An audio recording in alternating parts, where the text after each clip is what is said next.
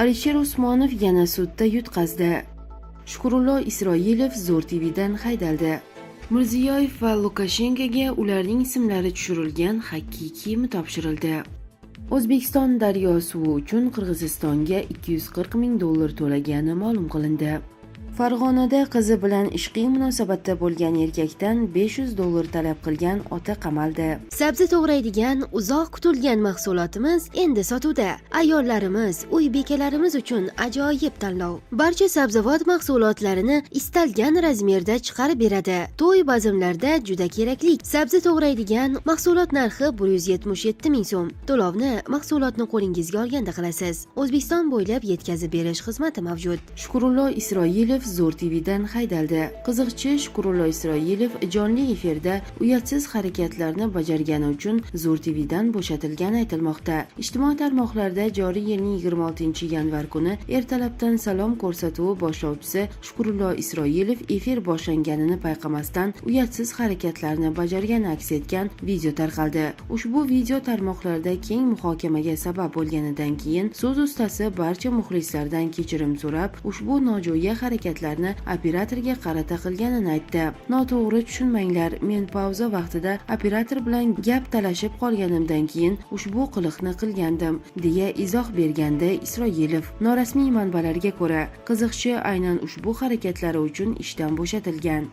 Alisher Usmonov yana sudda yutqazdi. Milliarder Alisher Usmonov Yevropa umumiy yurisdiksiya sudida o'ziga qarshi sanksiyalarni bekor qilish bo'yicha da'vo arizasida yutqazdi. U Rossiya hukumatining Ukrainani beqarorlashtirish siyosatini faol qo'llab-quvvatladi, deyiladi Yevropa ittifoqi o'zining sanksiyalar qarorida. Yevropa sudi, shuningdek, Rossiya bosh vazirining sobiq birinchi o'rinbosari Igor Shuvalovning ham xuddi shunday shikoyatini rad etdi.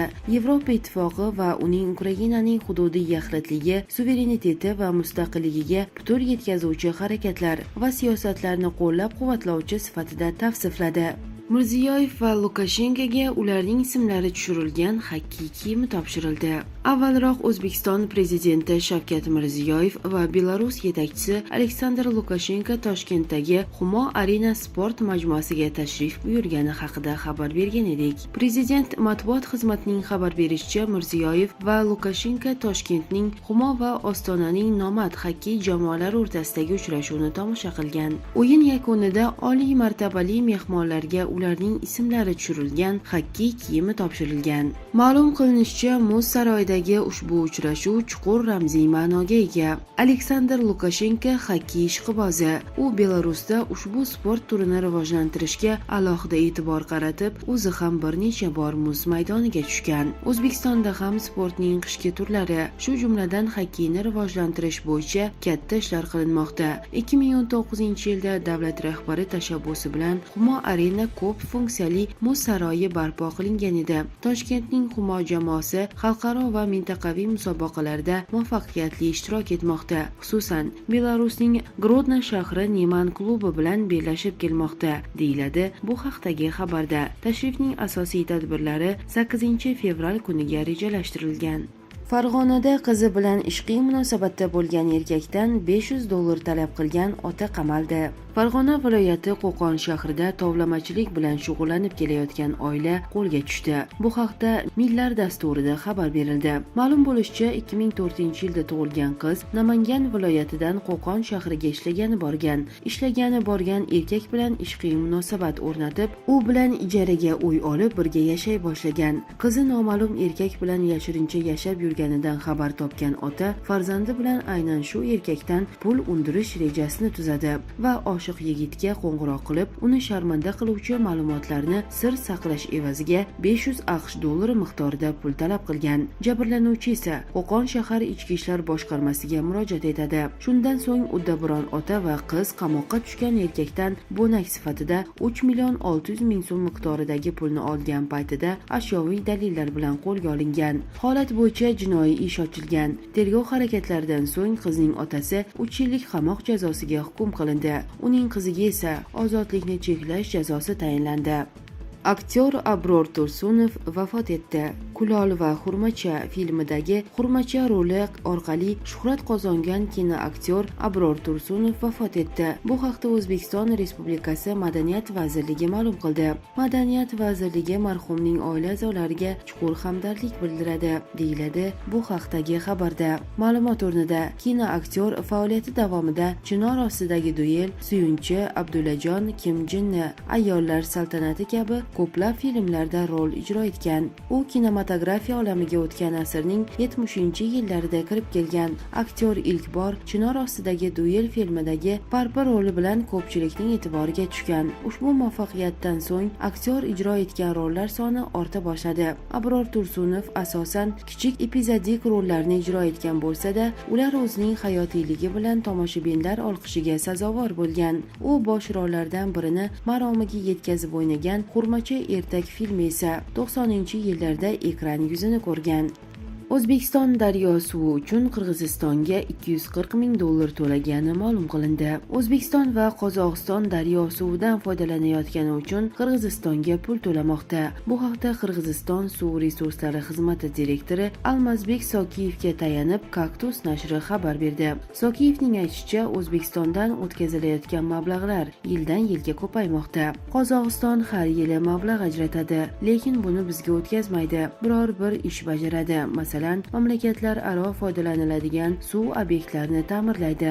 Kirov suv omborida katta mablag' talab qiladigan darvozani almashtirib berishdi. Har yili ta'mirlash ishlariga 179 million tenge sarflaydi, degan Sokiyev. Uning so'zlariga ko'ra, ayni damda Qozog'iston bilan bu kabi ishlarni bajarmasdan faqat obyektlarni saqlash uchun zarur bo'lgan mablag'ni o'tkazish bo'yicha muzokaralar olib borilmoqda. Chunki biz o'z kuchimiz bilan ta'mirlaymiz. Pudratchilarimiz yo'q. O'zbekiston pul o'tkazmoqda. Ular har yili to'lanadigan mablag'ni ko'paytirmoqda. 2023-yilda $240,000 bergan bo'lsa, bu yil $280,000 to'laydi. 2025-yilda esa undan ham ko'proq bo'ladi. Ular ko'payadi. Ya'ni ajratilayotgan mablag'larning har yili o'sishi kuzatilmoqda, degan Qirg'iziston suv resurslari xizmati direktori. O'zbekistondan oqib o'tuvchi aksariyat daryolarning manbai Qirg'iziston hududida joylashgan. Qirg'iziston tog'liklaridan boshlanuvchi Sirdaryo, Farg'ona vodiysi, Toshkent va Sirdaryo viloyatlarida joylashgan qishloq xo'jaliklari, zavod va fabrikalarni suv bilan ta'minlaydi. Iqlim isib borishi oqibatida daryoni suv bilan ta'minlovchi muzliklar erib bormoqda. Qirg'iziston hukumati esa daryo suvining to'g'ri sarflanishini nazorat qilishiga, qo'shimcha gidroinshootlar qurishiga to'g'ri keladi. Qozog'iston va O'zbekiston shu sabablarga ko'ra Qirg'izistonga pul to'layotgan bo'lishi mumkin. Har bir ona va bola o'limi favqulodda holat deb baholanadi. Prezident raisligida ijtimoiy sohadagi ustuvor vazifalarga bag'ishlangan yig'ilish bo'lib o'tmoqda. Yig'ilishda prezident onalar va go'daklar o'limining oldini olish masalalariga alohida to'xtalib o'tdi.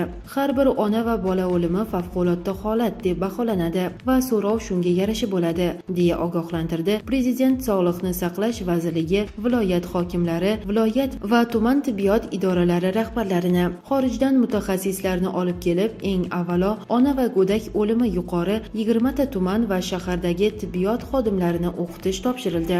Xavf guruhiga kirgan homilador va tug'ruq yoshidagi ayollar bilan ishlash protokoli yangilanadi. Tibbiyot brigadalaridagi 8,5 ming doya ilg'or tajriba asosida reproduktiv salomatlik va homiladorlar parvarishi bo'yicha o'qitiladi. Perinatal markazlar boshqaruviga xorijiy mutaxassislarni olib kelish, 229 ta tug'ruqxonani zamonaviy tibbiy uskunalar bilan jihozlash topshirildi.